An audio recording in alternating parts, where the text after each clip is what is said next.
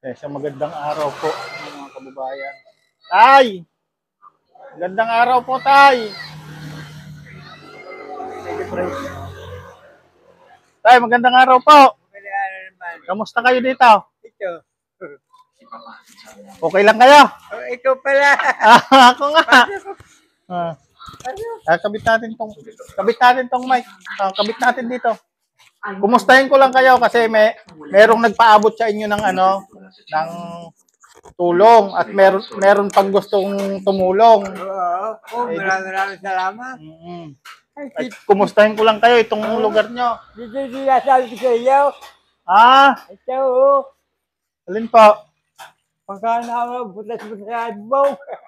Butas-butas na. Oo. Gato na rin, ano? Oo. Pagka naulan ako. Tuloy ka naman. Naulan. Opo. Ito, Ano ba ka? dito kayo nag-aano? Oo. Ito yung kusina nyo. Oo, yeah. Puro butas na pala. Saan kayo natulog, Tay? Ako'y na ganito sa ako. May gamot pa kayong nebulizer? Wala na. Kung meron pa. May gamot pa kayo? Didinig ko. Oo ka po ng tatlo eh. Magkano ka po isang nebulizer? Meron pa dalawa. Kasi may nagtatanong sa akin kung anong gamot na iniinom nyo at papadalhan daw po kayo. Papadalhan daw po kayo ng gamot kung kayo daw po ay anong maintenance yung gamot? Okay. Umiinom kayo ng maintenance na gamot? Oo. Anong maintenance nyo? Ano ang gamot ka, okay? Yung dinala ko kasi sa ospital ang tatay mo. Ito kasi yung nabili. Hindi, yung pang-maintenance niya. Kasi may nag-message sa akin na gustong magbigay ng gamot, pang-maintenance.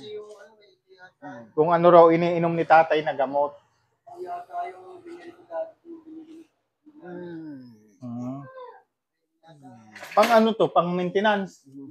Wala rin ako kami pera kasi nangungupahan din naman kami yung aking mga anak sa ano eh. Minsan ako nakakatulong din lang nila. Tinutulungan ko dito. Nakapalit ko naman eh. Wala naman. O ganito, tatay. Kasi hindi natin kabisado itong gamot na to. At kakausapin ko yung gustong magbigay ng gamot sa inyo, ng tulong.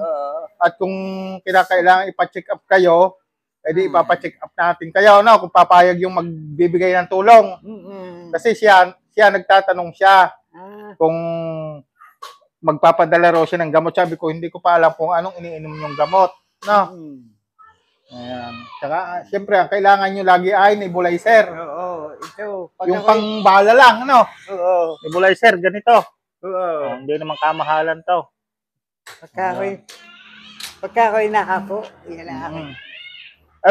Ngayon, Tay, meron ako nakausap na, gustong magbigay sa inyo monthly, pambigas ninyo, para hindi na raw kayo mga lakal. Salamat. Bibigyan na kayo ng ng pambiling bigas. O malay nyo, may kasama pang pambiling ulam. Para hindi na puro kayo mga lakal kasi nakita po kayo na nadaanan nga po namin kayo na hinahapo. Oo. Tuloy ka naman tutoy ba? Kaya nga. Ang sabi nga nung ibang nakakita, hindi raw namin kayo tinulungan. Hindi nila alam, nasira yung video ko, yung cellphone ko. Pero ang totoo, anong totoo? Tinulungan hindi? Tinulungan. Yun. Ang dami nga nagtataka. Aba, tatay, mahilig ko bakit sa video? Nakikita ko sa kawan sa cellphone. Ayan po mga kababayan. Ngayon, Tay, may nagpaabot sa akin sa GCash, 500 pesos. Sabi ko nga, ano mang iabot sa nila para sa inyo, ay makakarating po ng buo at hindi ko po babawasan. Ito po ay galing kay Ameda Perle. Hindi ko po kilala, napanood niya raw po yung video sa akin. Ayan. Ito, Ate Ameda Perle. Ito po yung 500 na ibinigay nyo. Maraming salamat po. Maraming salamat. Yan. Binigay mo sa akin. 500. 500. Pabili na kami ng pang-ulam. Yan, pabili pang-ulam. Kape. Si Kuya, kumusta ka, Kuya? Ayos lang si Kuya. Si Kuya. Ito po yung sitwasyon ng bahay nila pati ano. Ito. Ano, gato na yung mga bubong. Tumutulo na to tayo pag naulan. Oo, tutul, may daw na palanggana. May sahod na planggana. Eh, pag naulan lang naman, no? Pagka naulan lang naman.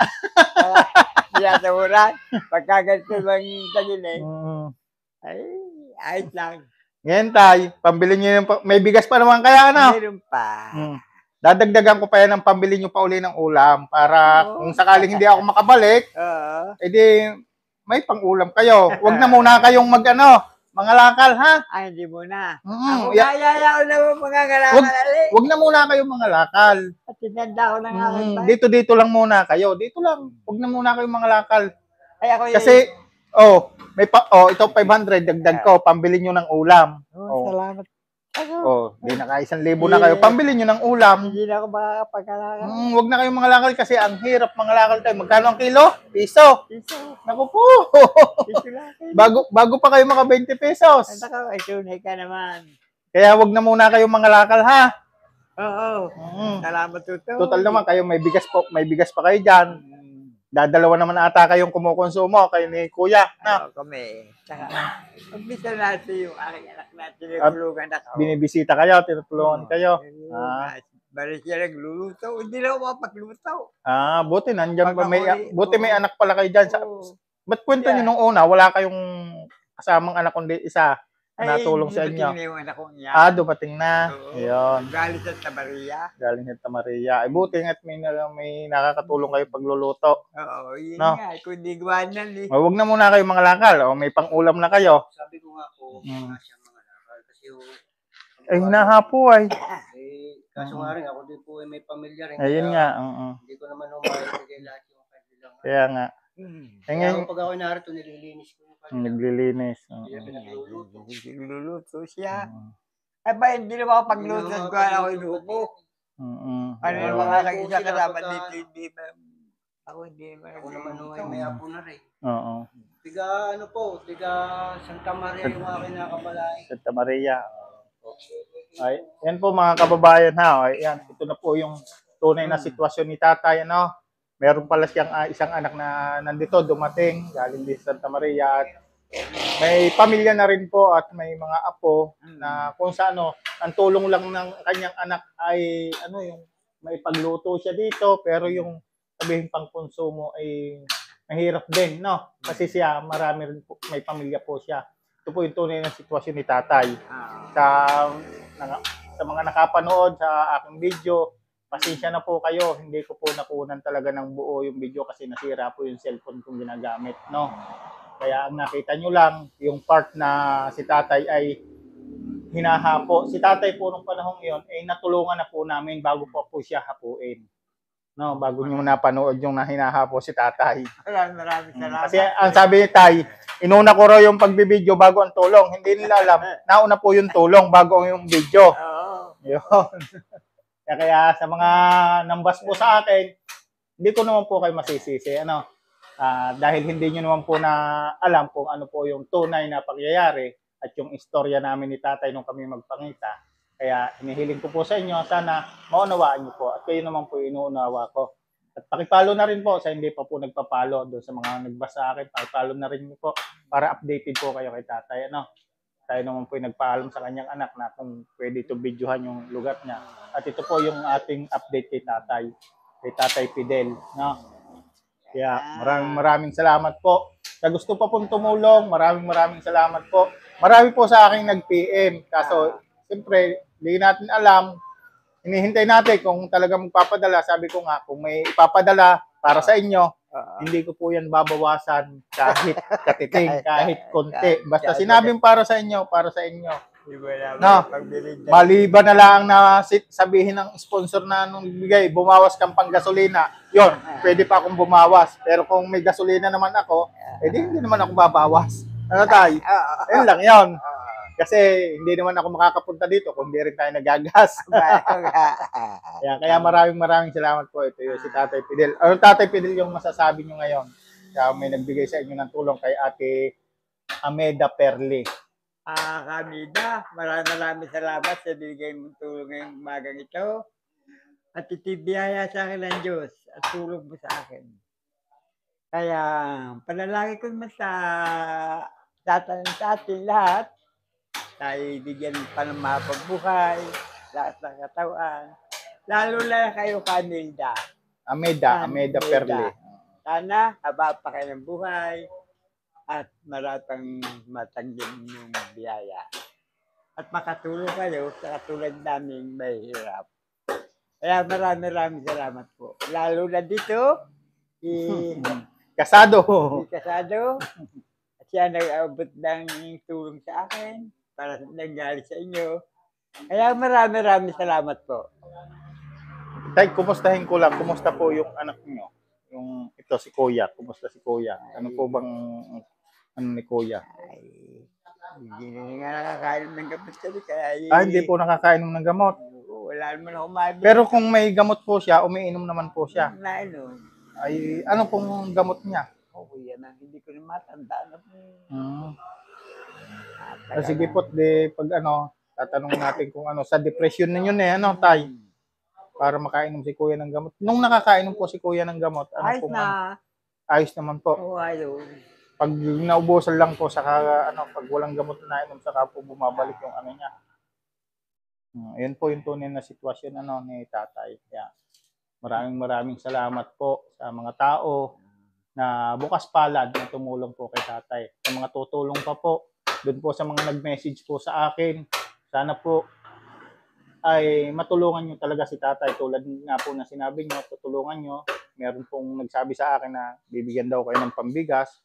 Sana po, ito na po si Tatay. Ito na po yung tunay na update natin kay Tatay. No?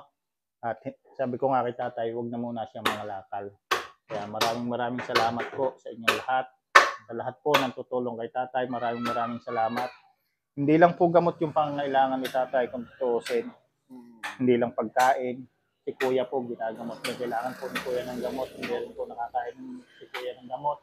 At ito pong bahay ni Tatay ay kitang-kita ko po na ito po ay gato na ang mga bubong at tumutulo. Sabi nga ni Tatay, nagsasahod siya ng planggana kapag umuulan. Yun naman ay kapag umuulan lang. Kaya maraming salamat po. Pakishare po ng ating upload video para nang sa ganun po baka po may tutulong pang iba sa mga kaibigan nyo kapag ito'y na-share nyo. Para po kay Tatay itong ginagawa ko, hindi po para sa akin, para po sa pamilya ni Tatay, sa kanyang anak, para matulungan po natin.